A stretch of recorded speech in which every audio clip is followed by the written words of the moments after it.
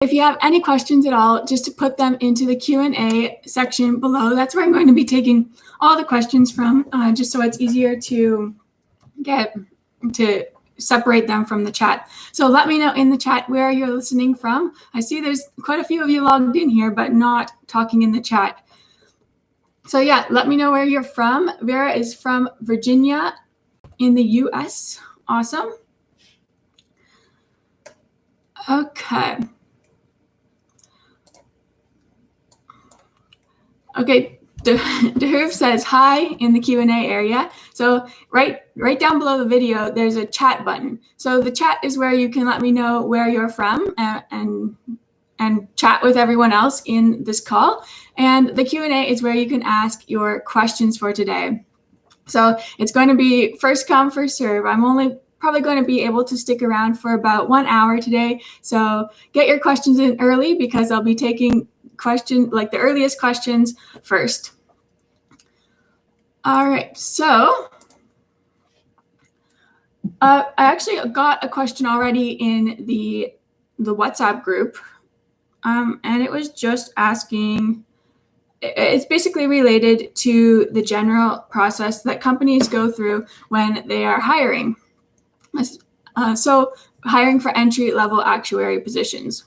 So I only have so much of my own experience, and I've helped others get their jobs too. But if you have any input into your experience with what your actuary interview processes were like, I know many of you have actually already got actuarial positions. So it'd be great if you could just put those in the chat too, what your experience was like.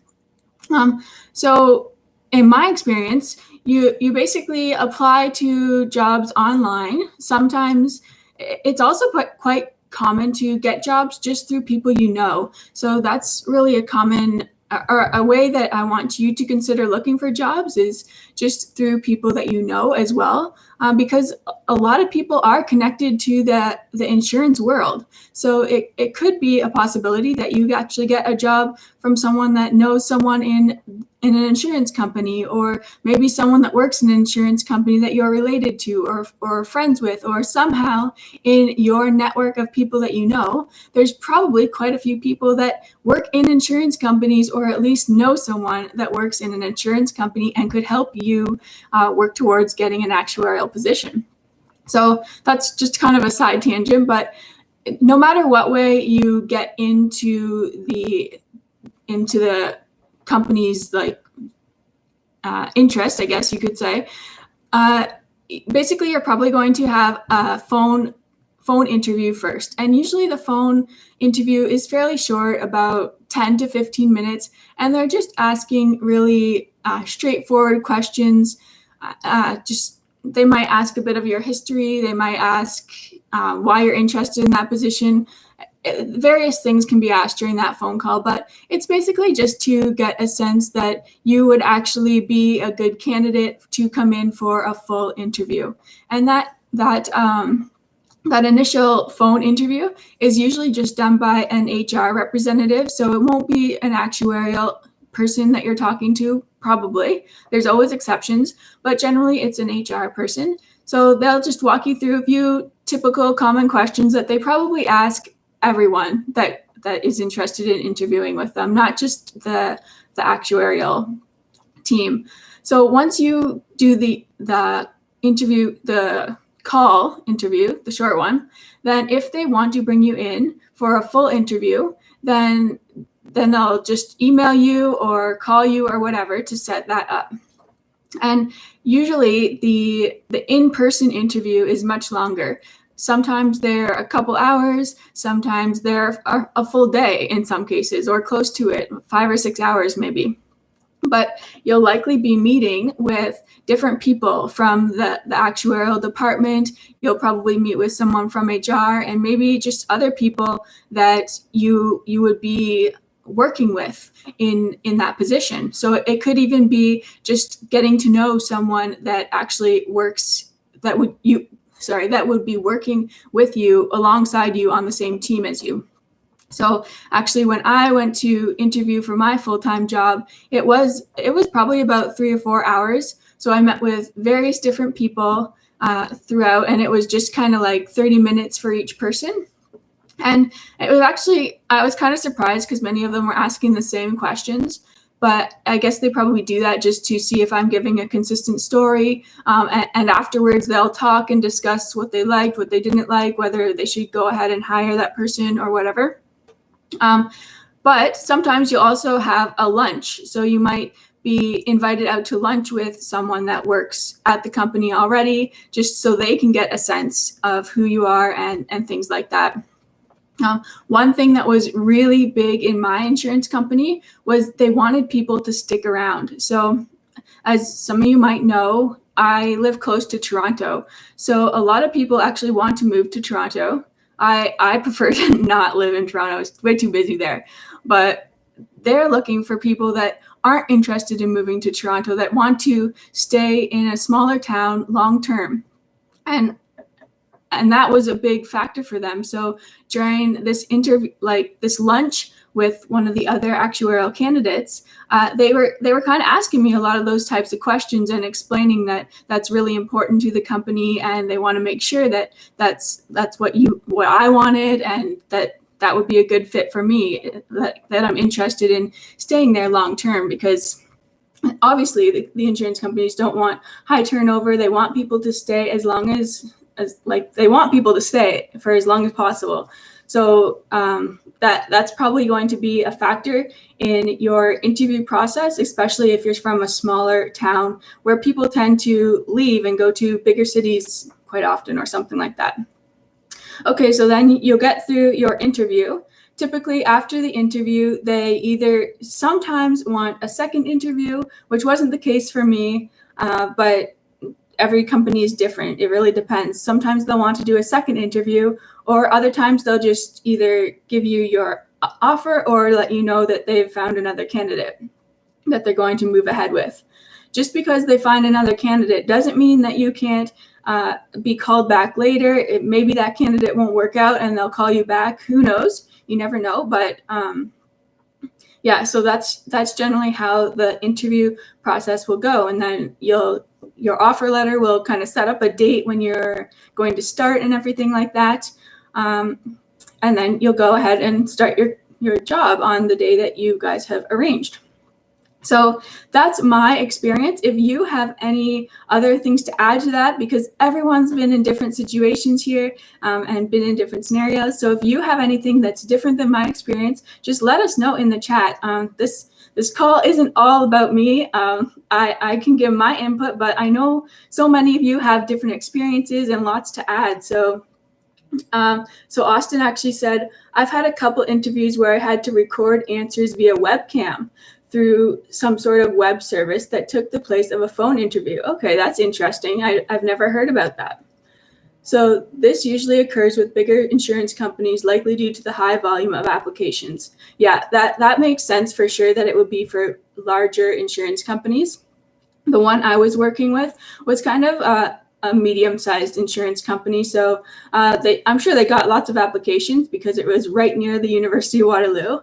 But yeah, certainly in larger companies where they have tons and tons of actuarial positions open, that might be a way to just streamline the interview process.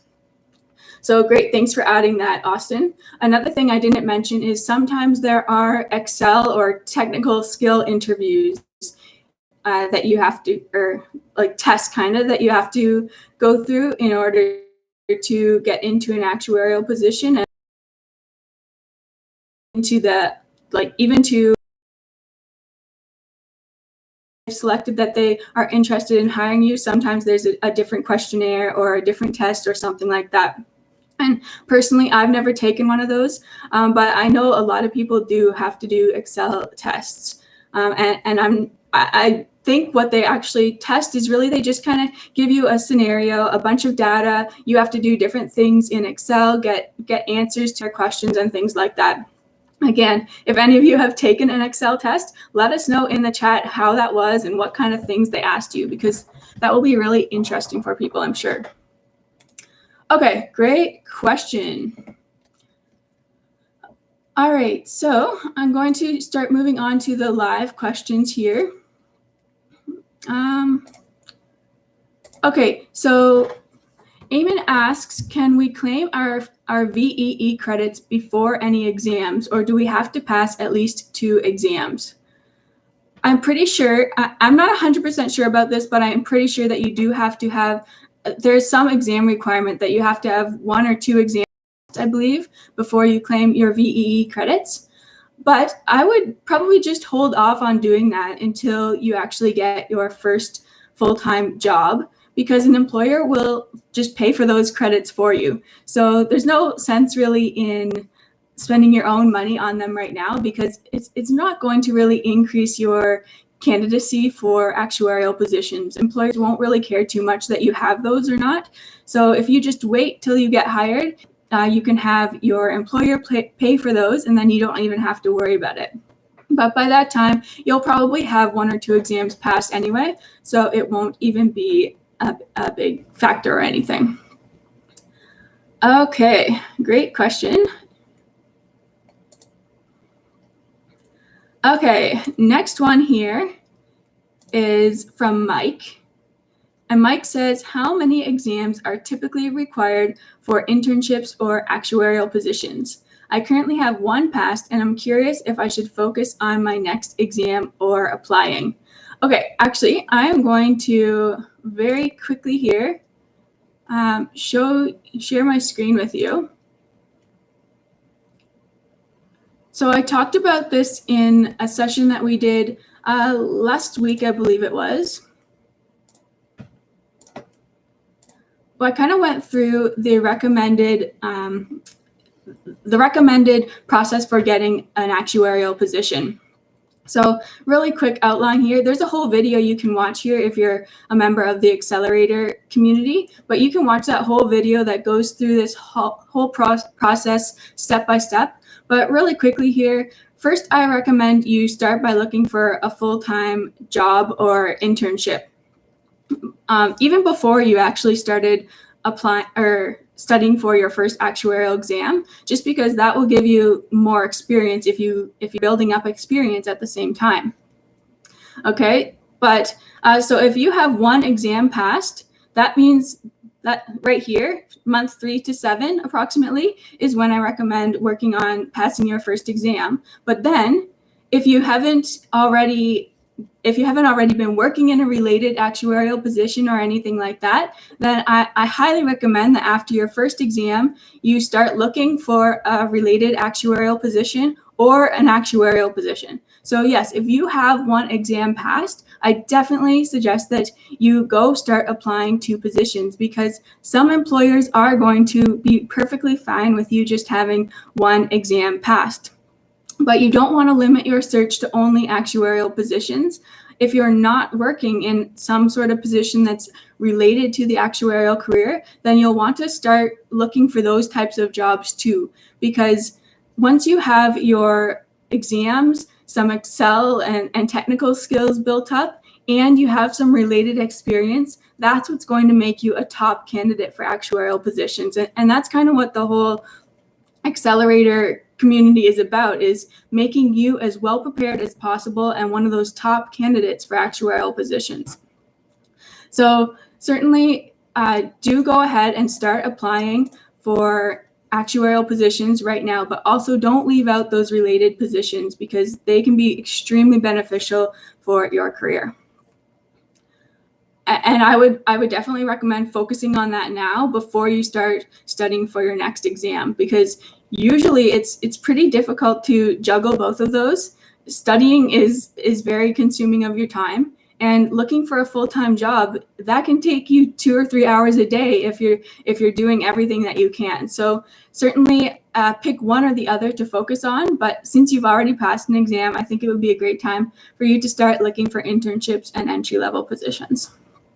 Okay, so great question, Mike. Another thing I wanted to start doing on these calls is just kind of celebrating your wins since the last call. Like, last call was only a week ago, so you can go back further than that, but let me know what kind of things you've been doing to accelerate your career, what kind of things you've been doing to go after your goal. So I know I actually received an email from someone in the job search program that I have that got their first actuarial assistant position just this week. So amongst everything that's going on, they actually got hired in an actuarial assistant position.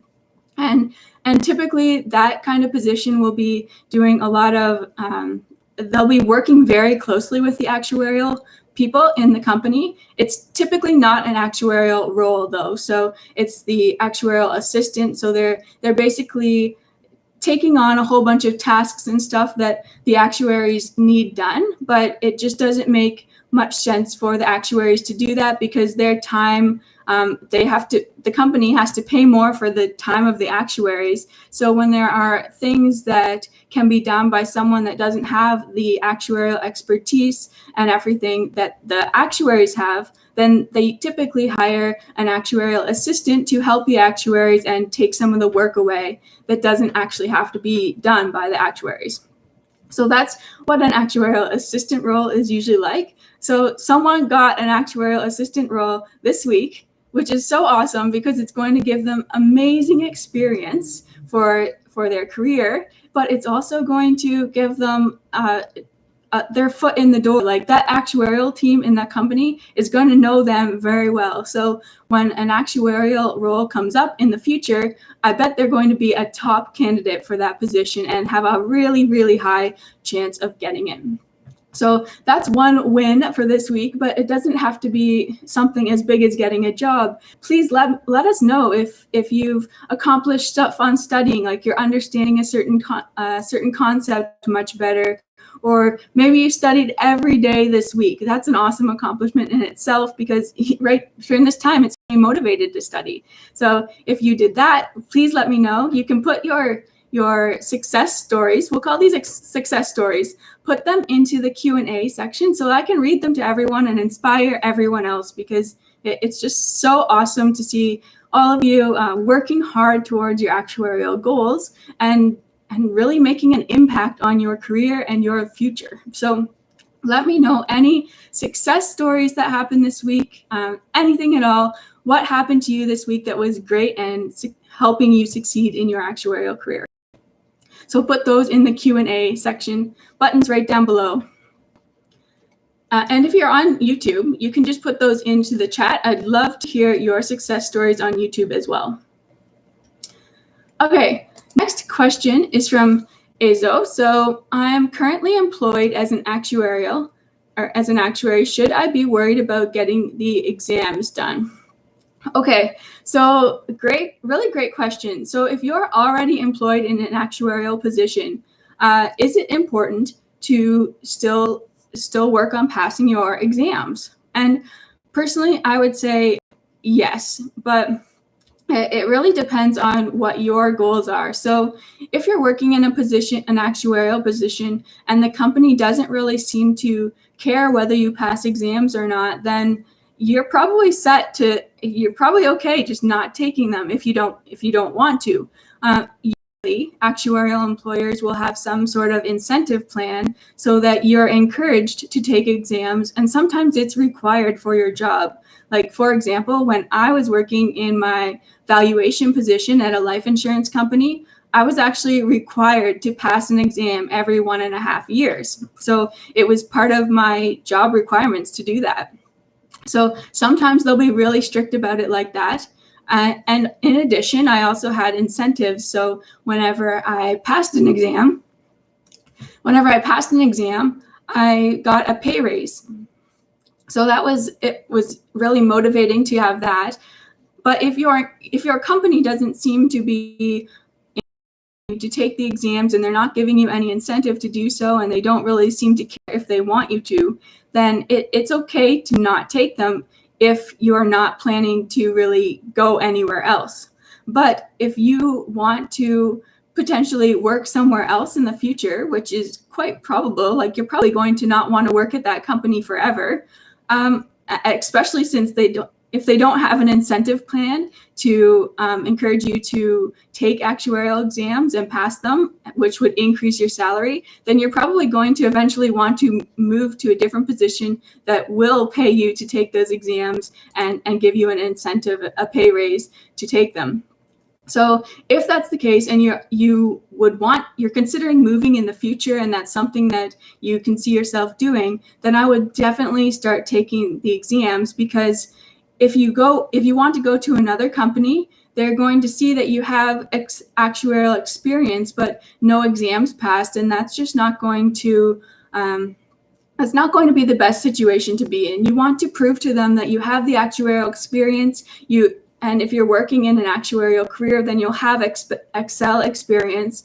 But if you're missing those exams, then that's going to be kind of a red flag. So you definitely want to make sure that you're working on those, because it's going to make you a top candidate for other actuarial positions in the future. So really here, it depends on your particular goals and what you plan on for your future. But generally, I would recommend taking them for sure. Okay, awesome. I saw a success story here. Oh, maybe I didn't. I misread that. Okay, I didn't. Let me see if.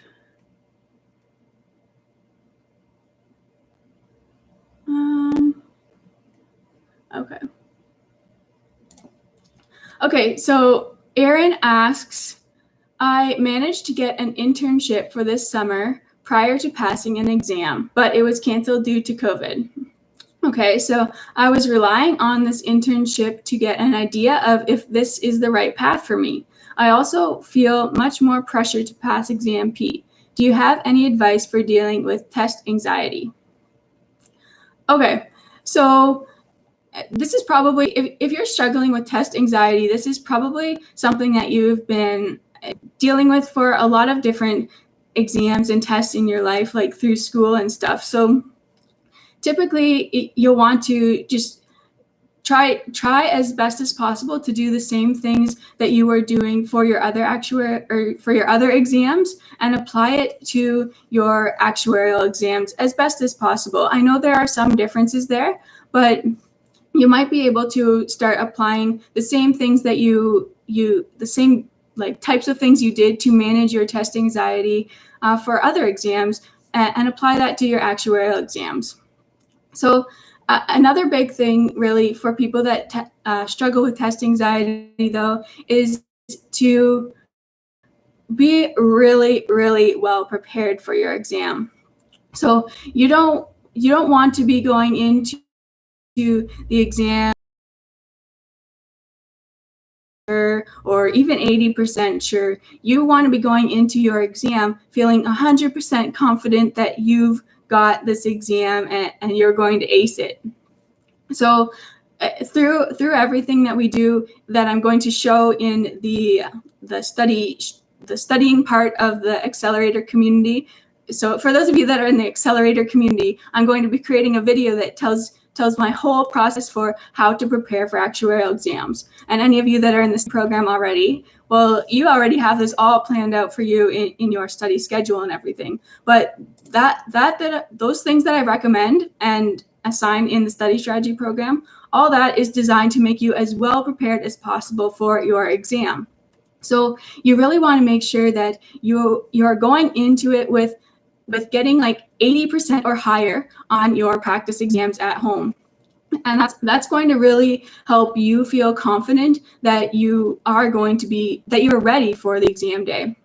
So, and for you, depending on your level of anxiety, you might want to even be higher than that. You might want to try to be reaching 90% or higher on your practice exams before the real exam, because that test anxiety can really kick in on exam day, and it's probably going to make you miss some questions that you would have got otherwise. So you really want to be extremely well prepared. Another thing I would recommend you doing is trying to take our practice exams in different settings. So probably not right now, you can't really do that, but you'll want to try to go to the library to take a practice test. Try taking tests at home, maybe in your dining room, and then in your bedroom or some other place. You'll want to try taking them at school, and just a variety of different places. And that will help you learn to adjust to taking exams in unfamiliar places. because on exam day, you're going to be in a test center that you've probably never been to before, and it doesn't feel all that familiar or anything. There's people that you don't know and all that kind of stuff.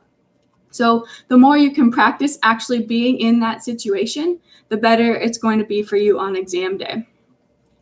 So I hope that helps, Erin. Great question. Okay. Vera said in the chat that there are special meditations on YouTube to help you cope with worries about relating to an exam. Okay, awesome. Thank you so much for that, Vera. So another thing you might want to do is check out those meditations on YouTube to help calm your worries, relax if you do that meditation right before you take your practice exam, then that's going to just help you feel more relaxed while you're actually taking it and hopefully try to ease some of that anxiety. Great, thank you, Vera. Okay, next question is from Vera. So I have a question about exam FM. My FM exam in April was canceled. I didn't get any refund or any email about rescheduling. Yesterday, I got an email saying that there was a May window and I paid again for the same exam and registered. Okay, apparently there are no spots in Prometric for May. A day late, the SOA sends me another email with a voucher for registration for the May exam for free after I already paid. I am very concerned with all what that is going on. Is there anything you know about the situation with exams? Okay, Vera, it sounds like you've paid for the exam twice right now. I'm confident that you'll be able to get that money back. The SOA, things are a little crazy around there. It seems right now they're having to deal with a lot of customer support. So I'm confident that you'll get that back. When you'll get it back I'm not so sure about, or they might just apply it to maybe a future exam that you take. Anyway, what I've heard so far is basically, you actually said it very well in your post. So apparently SOA exams are being considered essential exams. So they are going to keep going through this time from May and onward. They're going to keep administering actuarial exams. And that means that the Prometric centers where you take CBT exams, Prometric basically, they're the company that you go to actually take the exam on the computer. They have the whole setup and everything there at Prometric. So at Prometric, they are accepting essential exams to continue being written, but they're going to do social distancing. They're going to practice social distancing. So you'll probably find that typically where there'd be one computer beside another computer beside another computer, there'll probably be at least one space there where no one's using the computer in between, just to get that 6 feet of distance or whatever, 2 meters, 6 feet. So they're going to be doing things like that and just other things to be as cautious as possible in the Prometric centers. And that I'm not 100% sure right now what that's going to mean in terms of availability. I'm not sure if it's going to maybe mean that the SOA extends their exam windows so that the same number of people can get in, but over a longer period of time, just because there aren't as many spots available in the Prometric centers. I'm not sure if they will be doing that in the future. As far as I've heard so far, that's not the case. That's not what they're doing for May. So I believe that some exams for May have been canceled just because the Prometric Center can't accommodate for the number of people that signed up. So some exams will go through for the May exam P sitting, but others will be canceled. That's what I believe is happening right now. And then in terms of the exam FM window that just opened up in May. So if you haven't heard about that already, the SOA opened up like a very short testing center in May, specifically for exam FM candidates. So you may or may not be able to get into that already. I don't know how. I'm sure it probably got filled fairly quickly. I'm guessing it did. And it sounds like Vera is experiencing that there's no spots available. So if there's really no spots there, I definitely check every day, but I would also just recommend calling the SOA. You're going to have to wait on hold, most likely. I've had some members of my team try to get a hold of the SOA, and it has taken a while. Sometimes they can't get through in over an hour. So it depends on the time of day you call, and just if you luck out or not and get to them quickly or not. But I would probably just call the SOA in your situation and see what you can do about that, because if you can't find any spots in a prometric center, you unfortunately might be out of luck, but there might be something the SOA can do. I'm not sure. You can also try calling Prometric, since they are they're the ones administering all of these exams right now. Then maybe you'd be better off just calling Prometric and see if something's not showing on your computer, or if there's a spot that you can get or anything like that. I think actually one person in the study strategy program is planning to go from the US to Canada to take their exam. I have to answer back on that email. I saw it, but I don't remember responding to it. So I'm not 100% sure if that will work, though, because I'm not sure if you'll be able to cross the border. So be careful if you're considering that plan, but you also might have to try going to another city or something close by, or maybe not so close by, maybe take a bit of a drive. So consider that as well. There are lots of testing centers all over the US, so maybe there's another spot that you can go. Okay, awesome questions. Let me know in the chat if you've heard, if you're planning to take exam P or FM in the last few months. If you've been planning on doing that and it got canceled or anything, let us know in the chat what you've heard, what you've found, or what emails you received, and let us know if maybe you got into the May FM sitting already or anything like that. Let us know if you have any updates that I didn't mention, because I try to keep up with it, but there's a lot of different things going on, so maybe there's things I've missed. Okay.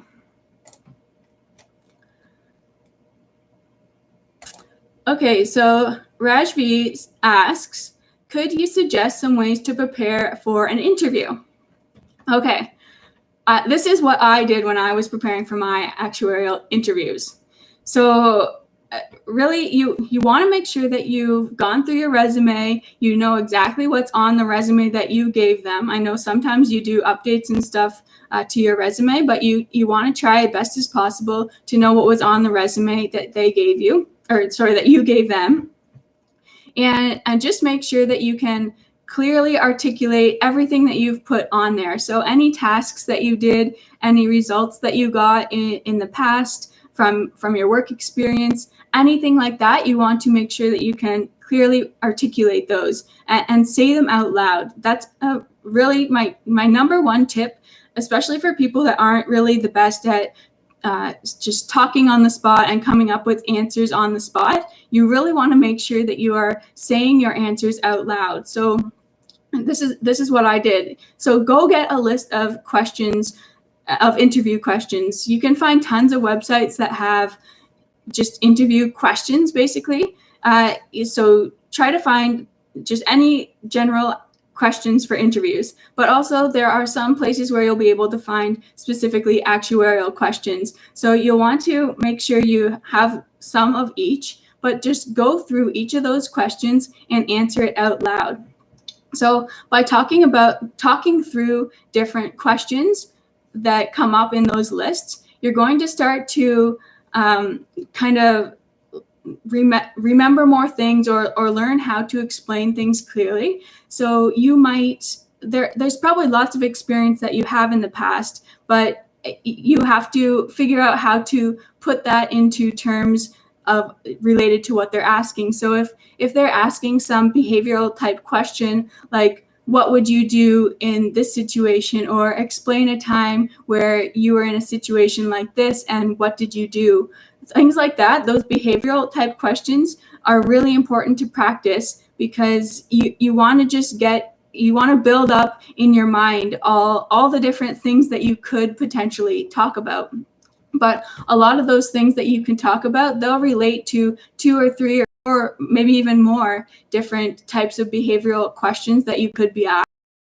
I don't know, maybe one question is something, explain a time where you had a disagreement with someone that you worked with that like you didn't agree with their point of view. So something like that might relate with maybe a same situation, but maybe that was a time when you did a data analysis on something, on some kind of data that you had or something, and you got a certain result. Like that same situation might be able to apply to multiple different questions. So you want to be able to make sure that you've kind of recalled all those memories that of things that you've worked on in the past, so that you can clearly talk about them in your interview questions, no matter what question comes up.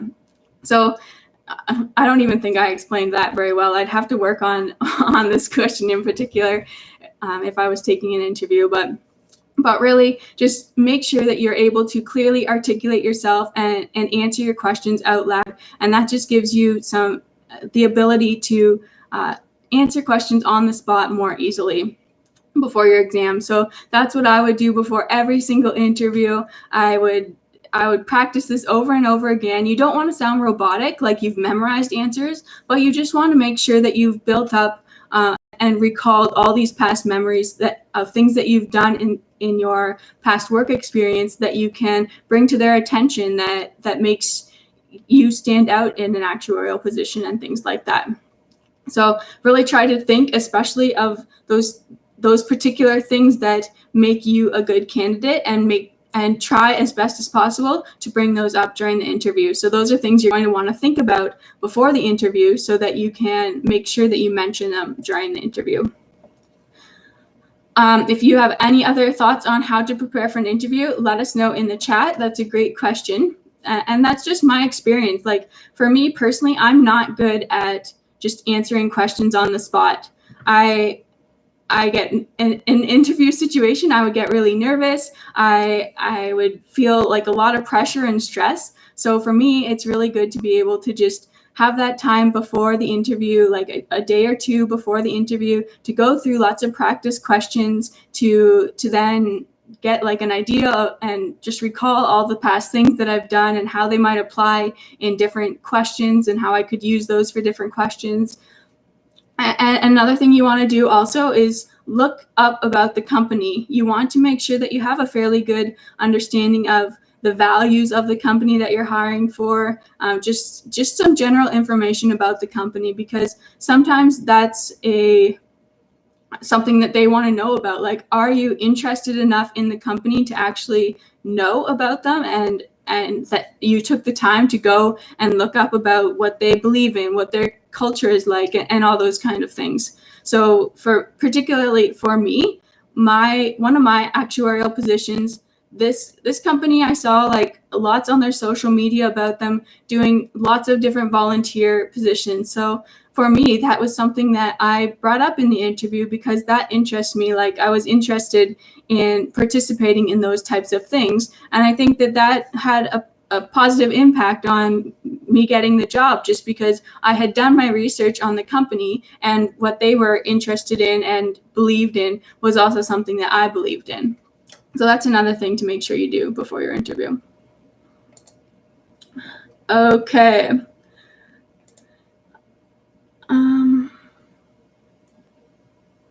Okay. All right. Next question here is from Summer. And Summer asks, do you think employers are still hiring under this COVID-19 situation, or is the job market really slow? Okay. So actually, like about 20 minutes ago, I was talking about how one of the members of my job search program got their actuarial assistant position. I've heard some other people are getting actuarial roles as well. So it's not impossible right now to get a position. So definitely keep on applying. Just because everything is how it is right now, that doesn't mean that actuarial employers still aren't actively involved in hiring people.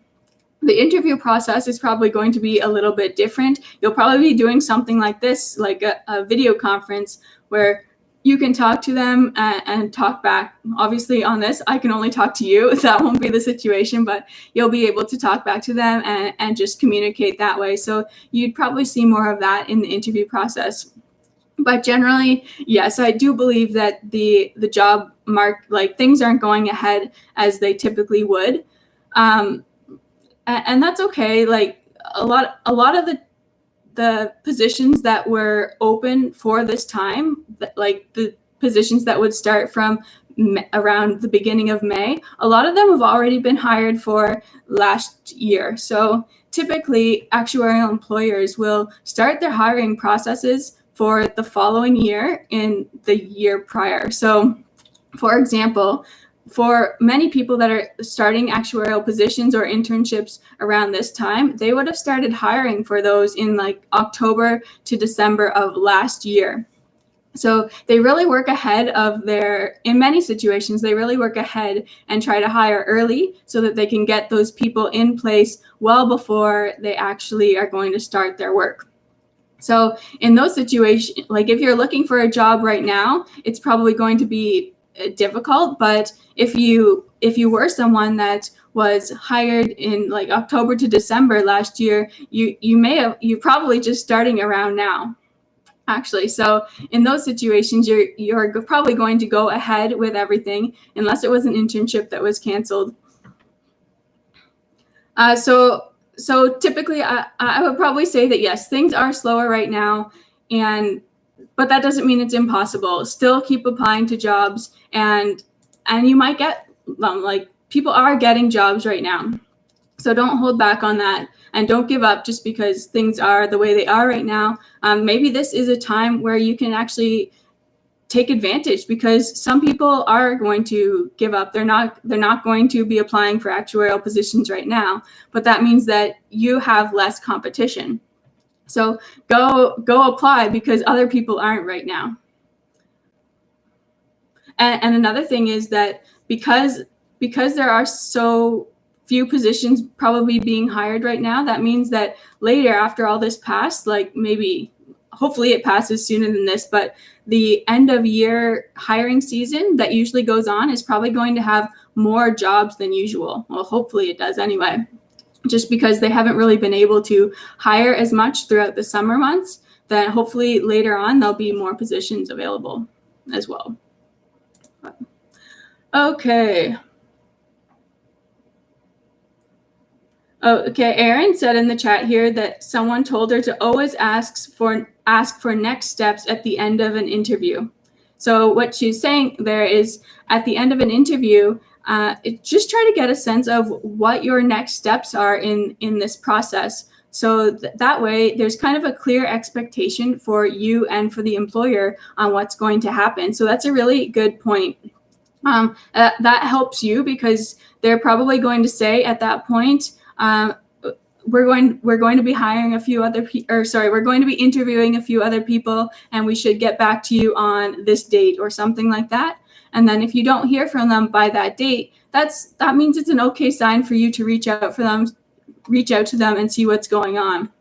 If you don't ask that question, you're not really going to know what their plans are. Maybe they are going to be taking a whole month to interview people, and you're sitting there wondering what's going on. So that's a really good question to ask at the end. Like, what are the next steps in this process? How will things go after this kind of thing? Just so you can get a sense of what the time frame is going to be for hiring and things like that.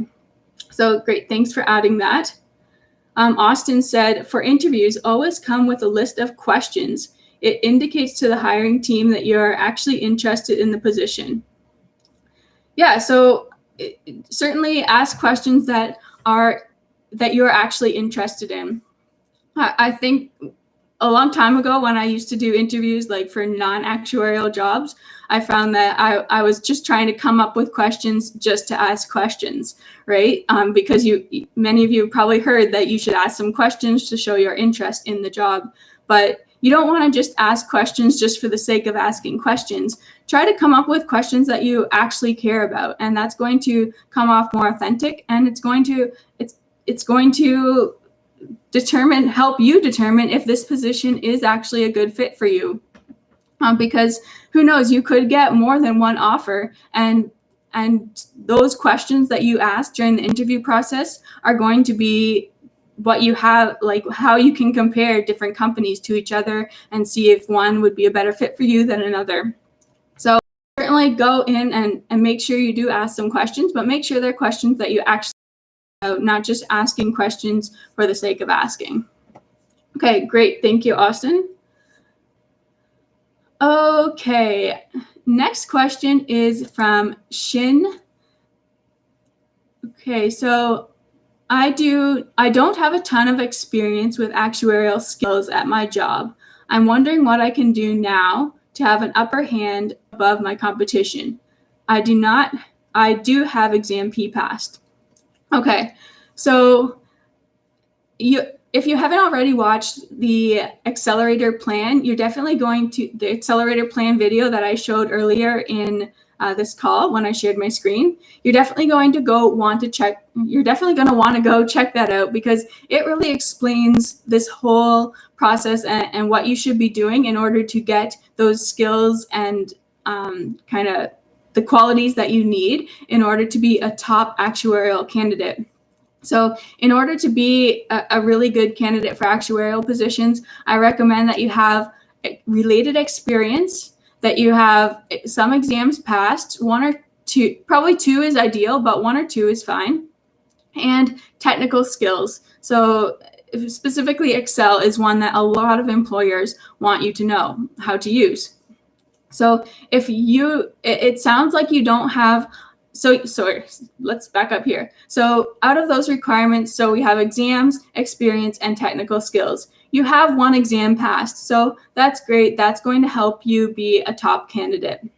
Next, you didn't really mention whether you have any technical skills. I'm not sure what that's like for you. Right now in the community area, there are recordings of Excel sessions that I've been doing. So if you don't have Excel knowledge, at least go and watch those, because having some understanding of how Excel works is going to be better than nothing.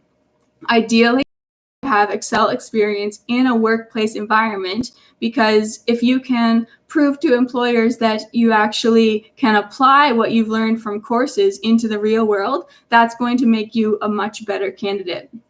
So that's number 2. Number 3 is related experience. Now, you said that you don't have a ton of experience using actuarial skills at your job. So I'm guessing you're not in an actuarial position right now, and probably not in a position that's related to actuarial work. So what I would suggest is if it's feasible for you and everything, like figure this out for your own situation. I don't want to just tell people to quit their jobs and go get another one. But ideally, you'll try to get a job that's more related to the actuarial position, to the actuarial field, so that you have some related experience that you can put on your resume. And that is going to make you one of the top candidates, because so many people are applying to actuarial positions. Many of them have exams passed. Many of them have a technical skills course or something that they took. But if you can get life experience that's related to the actuarial position, that's what's going to really put you as a top candidate. So if it's feasible for you in whatever position you're currently working for, see if you can try to get into a position that's more related to the actuarial career. So that might be something like data analyst, risk analyst, financial analyst, any of those. Anything dealing with pensions would probably be good. Something in an insurance company where you're learning about the insurance industry and how insurance products work, that can be helpful. An actuarial assistant position, anything like those, and there's tons of other ones too that would be beneficial, but anything like that where it's very closely related to the actuarial career will help you be a top candidate for actuarial positions. Even if you're just working in them for 6 to 12 months, that will help. So go watch the accelerator plan video that's posted, because that's going to tell you exactly how to navigate through and get all those skills so that you are a really good actuarial candidate. Okay. Great question. next up is a question from Cody. Oh, Cody has a success story. Awesome. Thank you. So Cody has completed 2.5 chapters of the probability book for exam P with notes like equations and stuff, and taken some practice questions. I want to complete more this week, at least half.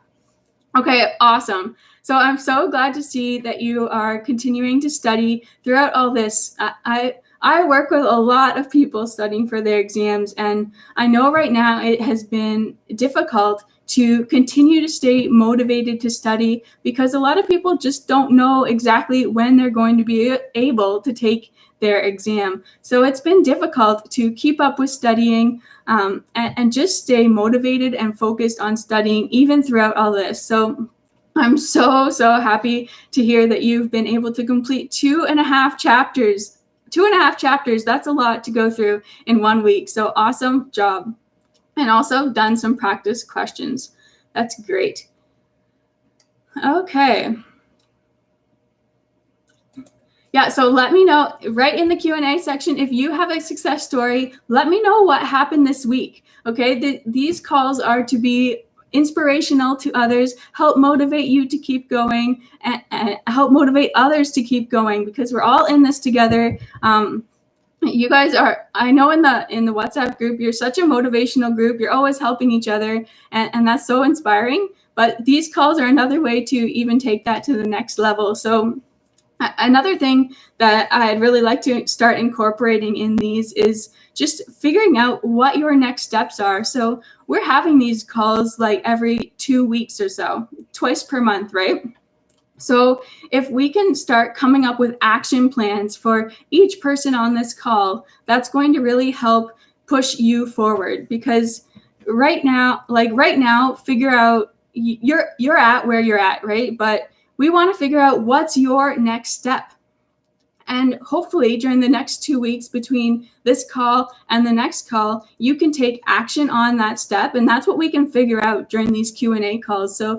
So right now you guys are asking me questions because they're what you want to know about the actuarial career, but it's a really good idea to ask about next steps, like maybe explain your situation and ask whether you should do this, or different things like that, so that you have something to go away with from this call. You have an action step to take and go ahead with, so that on the next call you can tell me a success story. You can say that you did this step that we talked about last time, you did it, and now you need your next step. And that's what's really going to push you forward and make you accelerate your success in the actuarial career, is just having that motivation and that inspiration to keep going, get things done. You know what your next step is, you figure that out, and then you go and do it.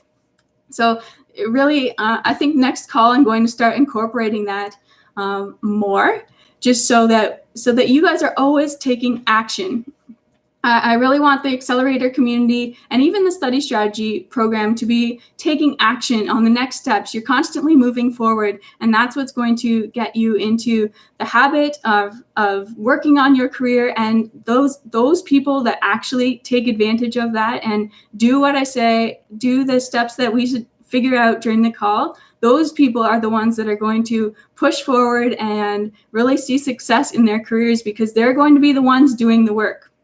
It's not good enough to just come to the calls and listen and not take action later. You have to go take action. So if you're not sure what your next step is right now, ask, because we need to figure that out so that you can take action during the next 2 weeks. And you don't want to just be sitting around for 2 weeks doing nothing towards your career. Ask what your next steps are so that we can figure that out. And then you can go do that for 2 weeks. In 2 weeks from now, you can tell me your success story that you went and did what we figured out, and now you need your next step. And that's going to really propel your career forward. Okay. Next is a question from Ben. So as our long-term goal is to get an actuarial internship or a full-time position, how practical is it to get a stepping stone job in the short term or near future for those of us that don't have much, if no experience at all? Okay, so first off, a stepping stone position are those jobs that I talked about earlier that are related to the actuarial career. So typically, I recommend going for those types of positions even before you start looking for an actuarial position, because those types of positions will give you related experience that's going to make you a really good candidate for actuarial positions. But typically, those related positions, those stepping stone positions, they don't require they don't have as many requirements for those positions as actuarial positions do. A big reason for that is because there are not that many actuarial positions. Like, don't get me wrong, there are tons and tons of actuarial positions available, but for the number of people that are interested in becoming an actuary, there just aren't that many. There's a lot of competition for actuarial positions. That's why we're doing all this. That's why you're in this community. You're trying to improve your chances of getting a job and becoming a top candidate for the actuarial positions that are available. So those actuarial positions are hard to get. There's a lot of competition, and that's why you need to be a top candidate in order to get them. But the stepping stone positions are not as competitive, which means it's a really good way for you to get a lot of the related experience that you need, and that will help you be a top candidate for actuarial positions later. Um, and it's easier to get those positions. So there's not as much competition, and the requirements that they need for those jobs aren't as high. They're just not as strict as what actuarial employers are looking for. So there are lots and lots of data analyst jobs out there, and financial analysts, risk analysts, those types of analyst positions. There are tons out there. So I don't think that you're going to have too much of an issue getting those, even if you don't have much experience. But it is still really important to go through the job search part of the membership area. Right now, there's a whole resume course posted in there. So definitely make sure you go through that and apply what you learned in that course to any resume. It doesn't necessarily just have to be if you're looking for an actuarial position. Things that you'll learn in that course apply to all types of positions. So you really want to work on making sure that if you don't have any experience at all in the workplace, that's one thing. You have to rely on your education and stuff to get you jobs. But if you do have some sort of work experience, a lot of the time you can word that in a way that's going to make it more relevant to the types of positions that you're applying to. So that's what you really have to make sure you do when you're applying to those stepping stone jobs, is make sure that you've shown them how your past experience, even if it doesn't really seem all that related, just show them how it's going to make you a good candidate for that position as best as possible given your past experience. So hopefully that explains it a bit, Ben.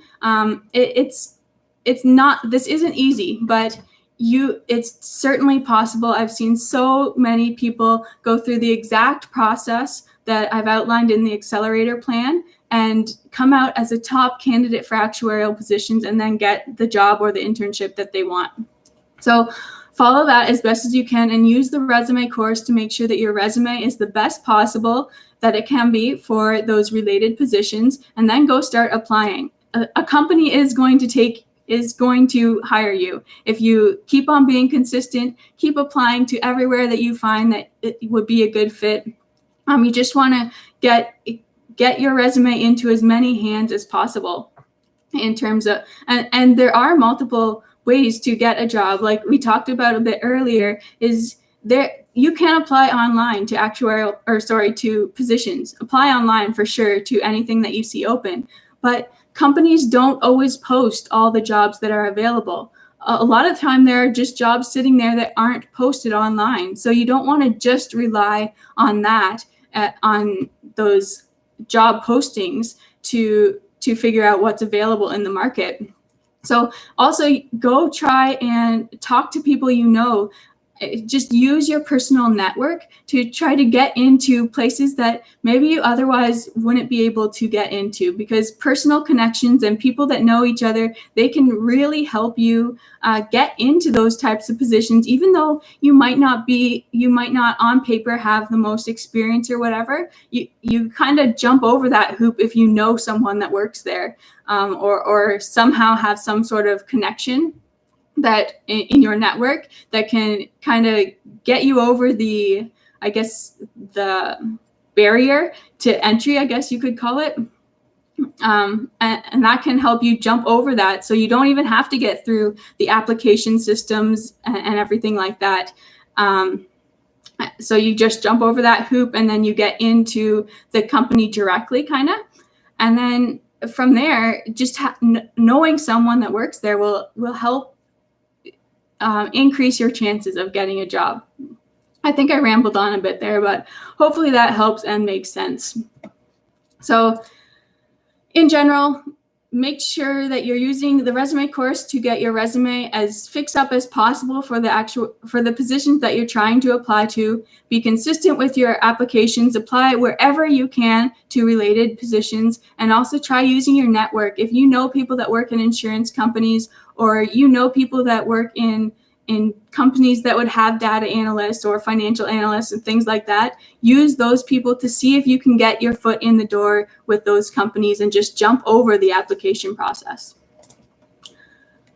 Okay, I'm going to go for about 10 more minutes today, and then today's call will be done. The next one will be in about 2 weeks from now.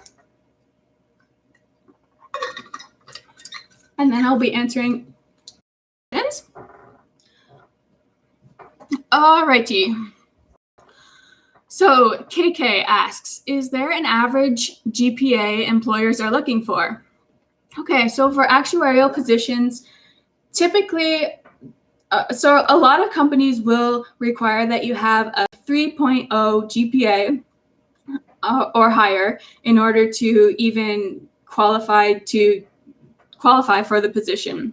They'll weed out people that don't have that GPA, and they won't even look at their resume. So for some companies, GPA is a big factor in hiring. For other companies, they're not so concerned about that. So if you're concerned with a low GPA or something like that, there are going to be companies that will consider you even though you have a lower GPA. You just have to find them. And to find them, that means you have to be applying to every single position possible. And yes, some are going to reject and say, no, you need a higher GPA, so we're not even going to consider you. Other companies will still continue if you're a good candidate in other ways. So if you do have a low GPA, you want to make sure that you're making up for that in other ways, and that can be, those are making up for it is all the other things that we talk about, is getting those exams passed, getting the related experience, technical skills. Those three things are going to make you a really good candidate even though you might have a lower GPA. And if that's the case, then employers won't be as picky about your GPA if you have all those other things that you can show them that make you a valuable candidate and a good candidate for the position. And yeah, still, even with those three things, some employers will probably just skip over your resume because of a lower GPA, but there are companies that won't. So those are the ones you have to find, and that's where you'll get in, and that's where you'll get your related actuarial experience, or that's where you'll get some actual actuarial experience. Once you get actuarial experience, it's very easy to move into other positions usually. So really a low GPA is typically just a concern on your first position, for getting your first position. Okay, great.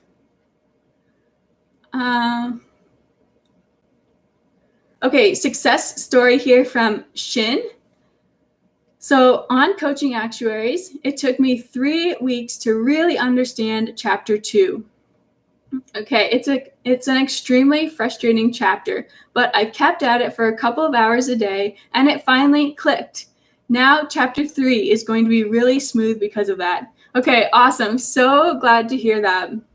I know many of you that are in the study strategy program and even in the accelerator program, there are certain chapters that are a struggle to get through. But I really encourage you to not just skip through those sections, because that when you just skip through sections because they're difficult to understand, that's where problems arise later. You never want to just rush through something or skip through a whole bunch of material when it's difficult to understand or things like that, because that's going to make it harder later. And it's really an inefficient use of your time, because if you skip it now, even if you have like a very not a good understanding of it, and you kind of skip over it and skim through it, that means that later you're going to be experiencing so many problems. You won't be able to understand the solutions to practice problems. You'll score low on your question blocks or your practice your practice questions, and it will just make things so much more difficult if you don't have a fairly good understanding of things. So when you're studying for your exams, I really recommend that you have about a 75% level of understanding of each topic, at least 75%. And that's generally enough to continue on. But if it's less than that, you really want to make sure that you're spending the time on it to understand that, so that you've built up that baseline knowledge and you can continue with the future chapters. And Shin's right here. Much of what you learn in the beginning is going to be used later, and so the first few chapters, they kind of are a baseline understanding for future stuff that you're going to learn. So it's really good that you took the time to understand that chapter and figure it all out. So that's going to be extremely beneficial for your future studying sections. So awesome job, Shin. Thanks for sharing that. Okay. Yeah, if you have any success stories to share with everyone, inspire everyone, just let me know. You can put them in the chat or in the Q&A section. It doesn't matter. I'll still try to read them. I really, having this community of people all come together is going to really inspire you. And by stories, it really motivates others to keep going. All of you know that this is a tough journey. Becoming an actuary is not easy. So the more we can inspire each other, motivate each other, it's really going to help bring this community together and make it even more valuable for each of you. Okay. Dhruv says, many jobs mention the requirement of having demonstrable progress in actuarial exams. So how many exams do they require usually? How many exams do they expect you to pass in a year? Okay, so typically from the job postings I've seen, like if you actually watch the accelerator plan community that I created, the accelerator plan video that I created, I actually show in that video some job postings, and we go through those postings and look at the specific requirements that they're asking for. Almost every single one of them has the requirement of actuarial exams, technical skills, and some sort of experience. Most of them don't say that you have to have more than one exam passed, though. So that's a huge benefit for you, because that means once you get one exam passed, then you are good to start applying for actuarial positions. So yeah, if you have one, you're going to be a good candidate in terms of your actuarial exams. Of course, there are other things you can do to be an even better candidate, but in terms of exams, one is enough. So when they say a demonstrable progress in actuarial exams, one exam demonstrates that you've made progress. So certainly apply for those positions. There are going to be candidates that have 2, 3, 4 exams passed. You can't compete with them right now. Like in terms of exams, you can compete with them in other areas of your resume, but in terms of exams, some people are going to have 4 or 5. Some people haven't been able to get a job because of other factors, so they've just been passing exams over and over again. So there are certainly going to be people that apply to the jobs with 5 exams or more passed, and you might just have 1 or 2. That's okay. It doesn't mean that they're necessarily a better candidate. You've proven that you have progress in your actuarial exams just by having 1. So go ahead and apply. even if they use that wording, like if they use the demonstrable progress, still go apply, because one is enough. Okay, so how many exams do they expect you to pass in a year? It really depends on the company. Some companies don't have any expectations that you'll pass exams at all. Like I was saying, for my particular position, they wanted some people to pass every 1.5 years. So I would have 1.5 years to pass an exam, and then once I passed it, I'd have another 1.5 years to pass the next one. So some companies have those deadlines to pass exams in order to keep your job. And there might be companies that have a shorter time frame, maybe a year. I wouldn't expect it to be less than a year that you have to pass an actuarial exam in to remain hired. But some might be longer. Maybe it's 2 years, 2.5 years. So it really depends on the company for that one. Okay, great question. Erin asked, I am in the actuarial science club at my university, and they make it sound like if you have not passed exam P by the end of your junior year, you are behind. Would you say this is true? Okay, so really, you want to, if you're still in school and you have time, you have enough time, you want to try to get at least 2 actuarial exams passed. A lot of people will be graduating with 2 exams passed. When you do that, it doesn't really matter. So typically, I recommend starting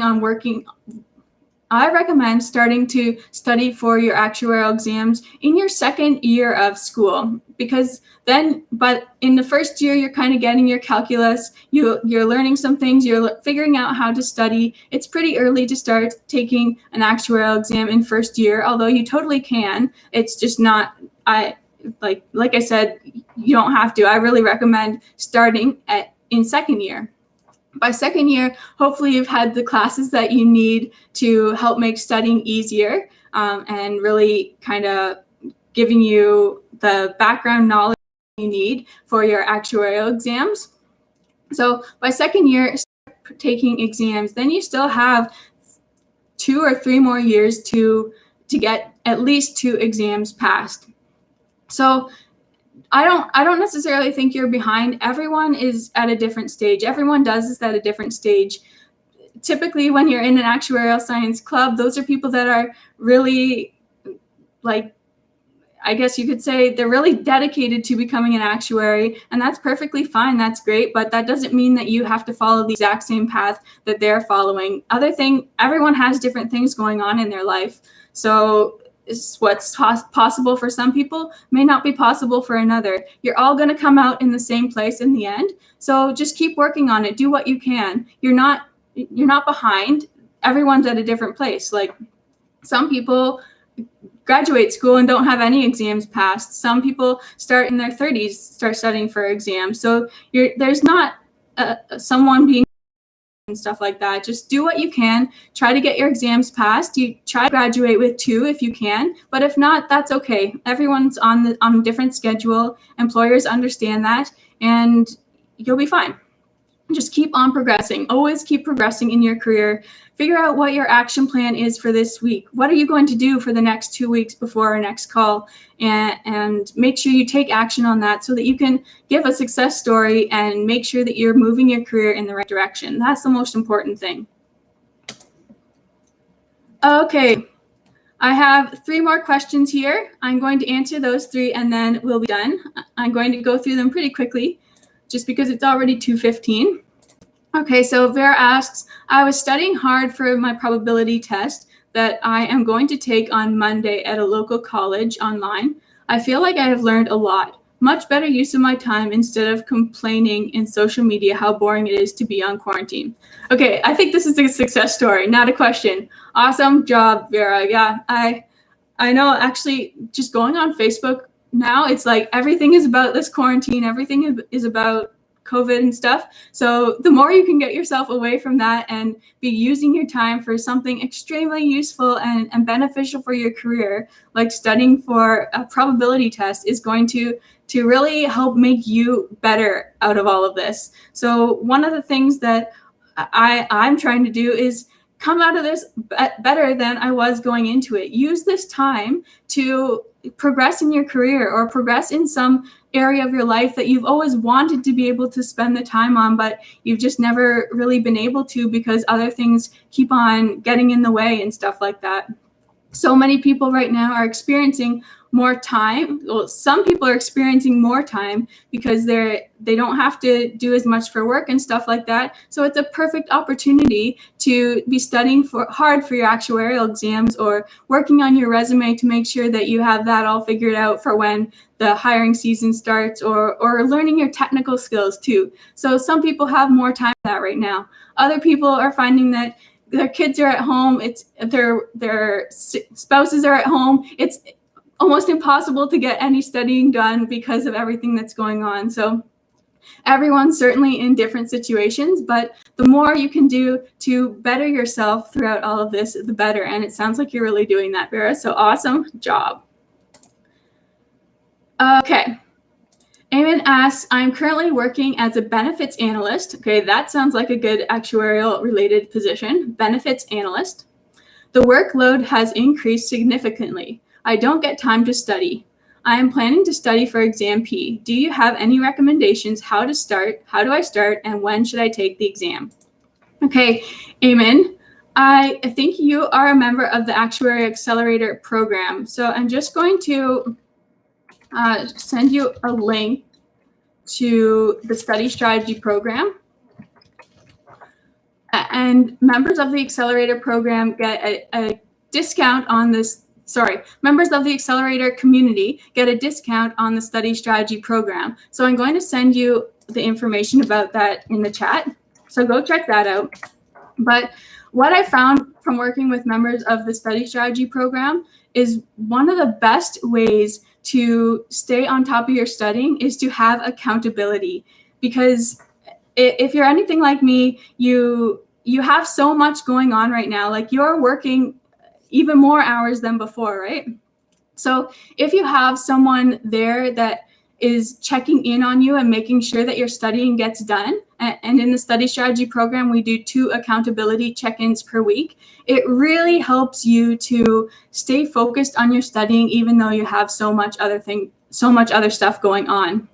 So that's a huge benefit that members in the study strategy program are taking advantage of right now, because it's hard to get that studying in for some people, or some people have so much time that it's hard to actually just sit down and be motivated to get their studying done.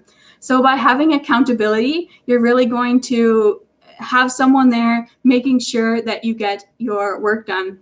And accountability is so beneficial because if you think about it, like, accountability comes into play for everything, like your work. When you go to work or when you have projects due at work, your boss is there expecting things to be done. They're expecting you to be at work on a certain time. They're expecting tasks to be completed. So someone's there keeping you accountable to getting those jobs done. And when you're in school, you have your professor keeping you accountable. They're the ones assigning tasks. They give you a due date. You get it done by that time. You have class at a certain time. You're there because otherwise you're going to miss the class and you won't get it. So the professor there provides accountability. If you're interested in sports teams and stuff, your games are scheduled for a certain time, or your practices are scheduled for a certain time. You're there because your team is expecting you to be there. So most of the things in our life, they have accountability in kind of intertwined into them, and that's what makes sure that those things get done. The things that don't have any kind of accountability built into them, like maybe cleaning your house or something, I don't know, exercise, maybe going to the gym, things like that, where someone isn't there ensuring that you actually do it. Those are the things that often get put on the back burner and put off because other things become more important, or not more important necessarily, but more urgent of your time, and they're due immediately, whereas those other things can be done later. So that's why adding an accountability into your study plan can really help increase the chances that you'll get it done, because then you actually have someone there expecting you to get things done just like you would at your job, or if you were on a team, or if you're at school or something. So it adds accountability into something that usually wouldn't have that motivational factor to get things done. So do I have any recommendations on how to start and when should I take the exam? So start now, like start as soon as you can. You can of course join the study strategy program, and that will get you started. Like I'll create a whole plan for you on exactly what to do. But if that's not what you want to do, then just make a plan for the next 2 weeks. What are you going to get done in the next 2 weeks, so that on the next call, you can let me know that you did that. You can have a success story that lets everyone else know, and you know that you've done what you said you were going to do. And if you want, you can even put that into the chat so that you're even more accountable, or in the WhatsApp group, you can put it in there as well. But just committing to deciding what you're going to do and committing to it and telling other people is going to make a huge difference on helping you stay committed to that. To start, number one step to starting is picking out your study materials and purchasing them. Once you actually invest in the exam, that's going to start to make you more serious about it. So invest in your study materials, invest in the study strategy program, and that will help keep you motivated to keep going alone as well. I actually recorded 2 videos on recommended study materials, so I'll be posting those into the community area as well very soon. And when should you take the exam? So I would recommend, for most people, it takes about 4 to 5 months to prepare for an exam. Anywhere from 3 to 5, okay? So if you start on exam P now, I would probably aim for the September exam sitting. That would be a good one to go for. But just, you can see how things are going. If you're too crunched for time by studying for the September exam, then you might want to push it to the next one, November. So it really depends on how much time you have available, but September would be my first choice. But since you are so busy, you might not have enough time to fit in studying for that. And I would probably say about 3 hours per day in order to be able to be ready for the September exam. So if you don't have that kind of time, then just aim for November. But make a plan so you know what you're going to do every single day. Okay, last question.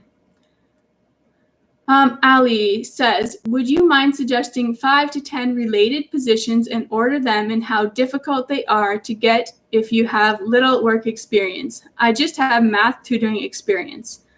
Are certain types of companies more competitive than others?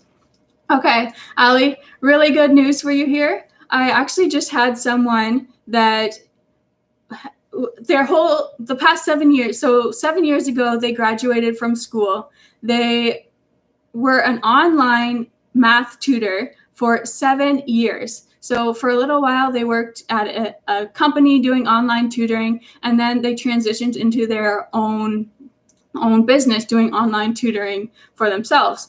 But this was like a full-time job for them. That's the experience that they had over the past 7 years. So very recently, this person has been able to get an actuarial internship at a pet insurance company. So it's certainly possible. Just because you have only math tutoring experience, it doesn't mean that it's going to be impossible for you to get even an actuarial position.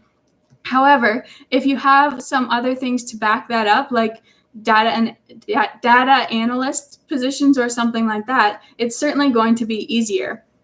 So, and this person did have an internship that was data analyst related, so that certainly would have helped in order to get this. But I see that you're looking for ways to get into those related positions. So I wouldn't say that any of them is harder than another. Like, you want to apply to all of them, not just certain ones. So anything like data analyst, risk analyst, financial analyst, underwriter, actuarial assistant, and sorry, I'll say these slower in case you're writing them down. So data analyst, financial analyst, risk analyst, underwriter, actuarial assistant, anything in pensions would probably be okay. Pension analyst, I've seen some positions labeled that. Lots of jobs in insurance companies are great because you're learning about insurance and how it works. A job that requires you to do any kind of analysis or a lot of data entry or using a lot of Excel would be really good too. So things like that are beneficial. If you have a position that you're interested in applying to, just let us know in the WhatsApp group, and I can certainly let you know if that would be a position that would be beneficial for your actuarial career or not. So that's another really good advantage of being in this program, because you can ask in the WhatsApp group, and I can certainly help you figure out types of positions that would be related and beneficial for your career in there. So if there are any specific positions that you're considering hiring for, just ask in the WhatsApp group, and I'll certainly look into that and let you know whether that particular one would be beneficial. So are certain types of companies more competitive than others? As far as I know, not really. Like, certain types of jobs are going to be more competitive than others. Probably more well-known companies are going to tend to have more candidates applying to them. So sometimes smaller companies can be a bit easier to get into just because not as many people apply to those. So I wouldn't focus your search only on the smaller companies, though. Just apply to any positions that you can, because you want to give yourself the best chance of getting one. And then maybe you will get 3 or 4 offers. Then you can decide from there which one would be the absolute best for your career. Okay. Great questions today. That was the very last one. Thank you so much for coming. I hope you enjoyed this. We're going to do another one very similar in 2 weeks from now. So I hope that today you've figured out what exactly your plans should be for the next 2 weeks, or have some actions that you're going to take for the next 2 weeks. And then in the call 2 weeks from now, you can let us know your success stories. Let us know how hard you're working. Let us know what happens throughout the next 2 weeks, and what just how you're progressing your career and the successes that come.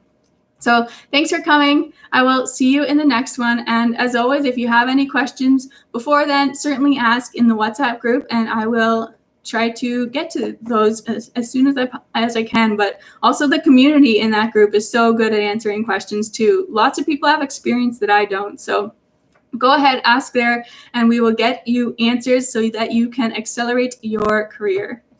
Okay, bye.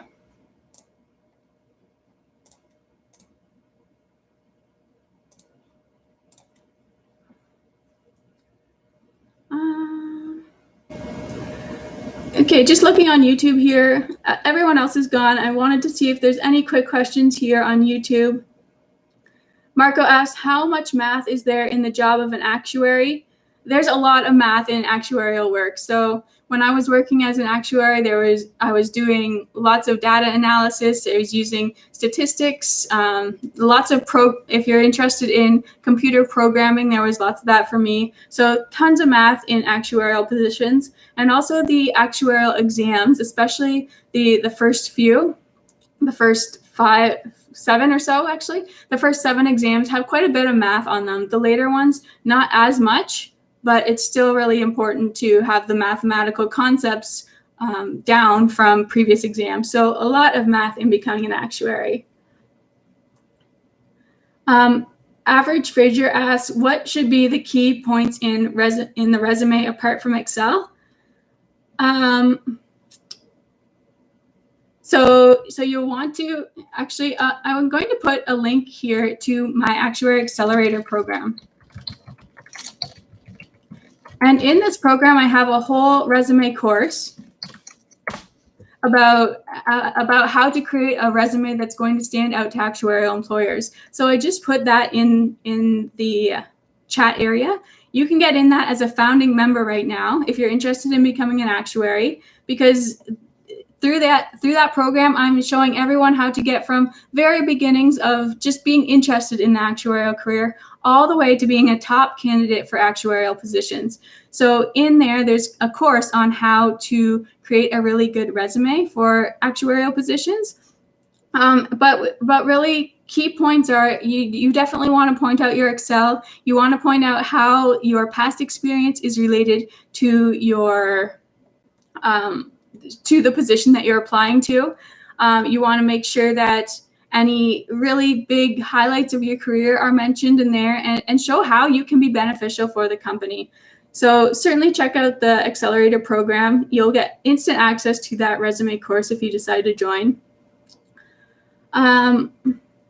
So the next question was, I'm a 4th year PhD economics student and I have 3 SOA exams done already.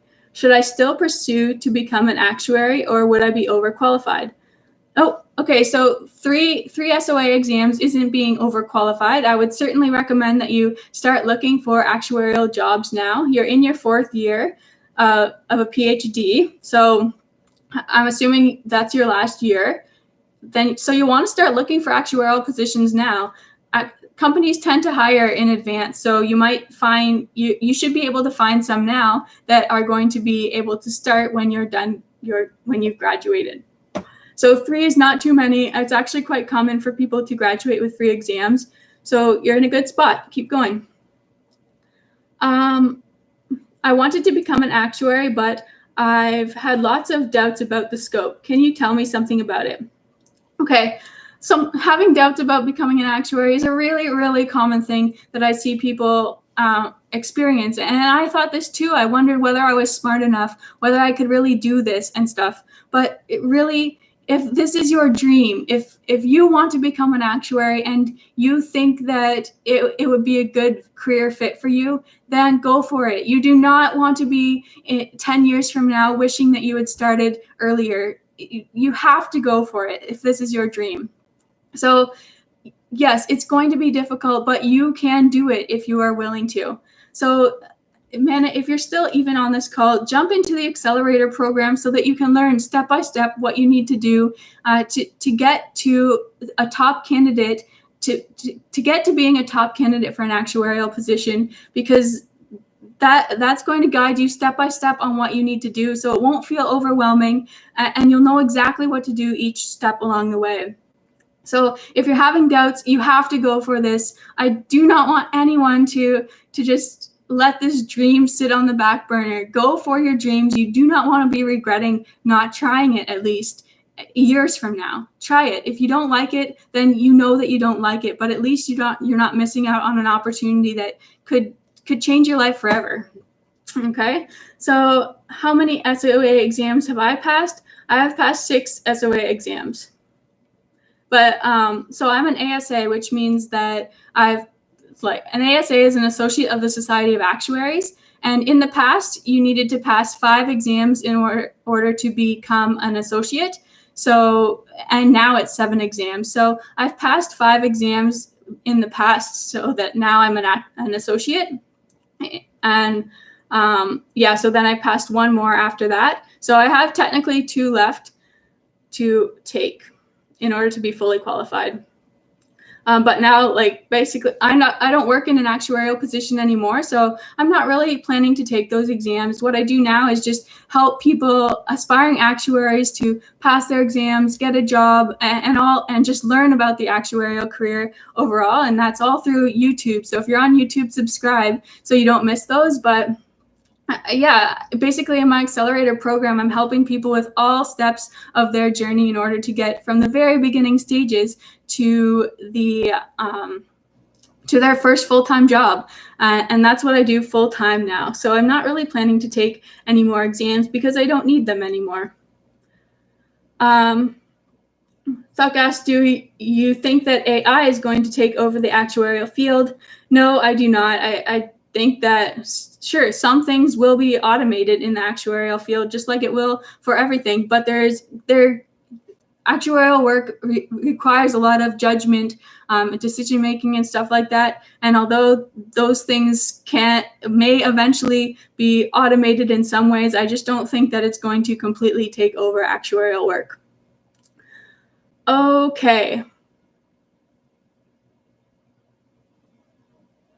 Okay, I'm going to take one more question here.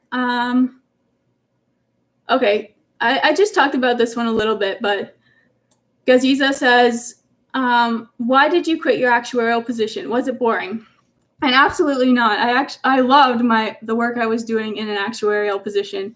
I worked in a insurance valuation role, life insurance valuation role for about 4 years. Prior to that, I had internship experience in property insurance and life insurance as well. So I worked in tons of actuarial positions and I love them.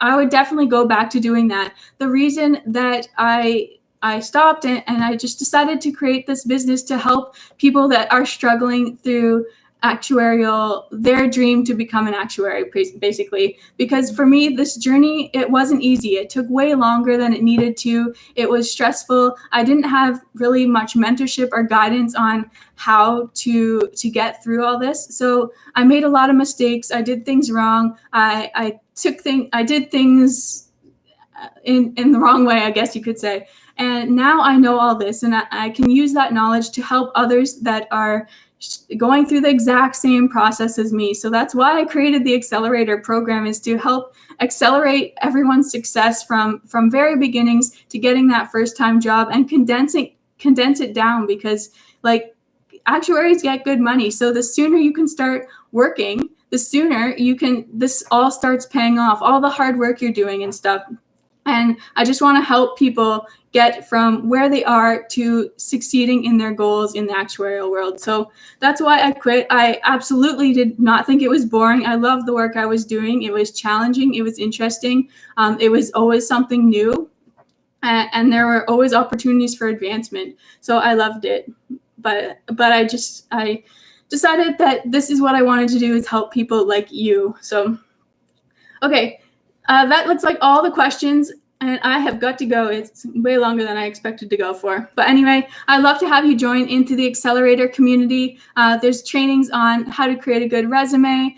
I have a whole Accelerator plan that helps you get from beginning to job in 24 months. It's a founding membership right now, which means everything isn't created, but because of that, you get a lower price. So it's $29 per month right now, and that's locked in forever, as long as you continue to be a member. And the price is going to go up to $59 per month. So you're getting 50% off by joining right now.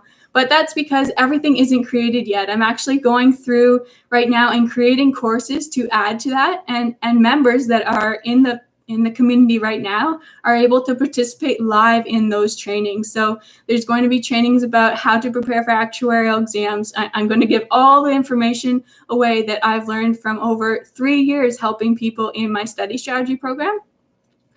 There's a resume course in there, but we're going to have a whole video all about how to get your first actuarial job, how to create a good resume. There's Excel training courses in there. I'm going to have a whole course about technical skills for actuaries, all that kind of stuff. Everything you need in order to succeed in the actuarial career is going to be in there, and all the guidance and support you need. So go check it out. I put a link to that in the comments or in the chat, and I hope to see you in there. Bye.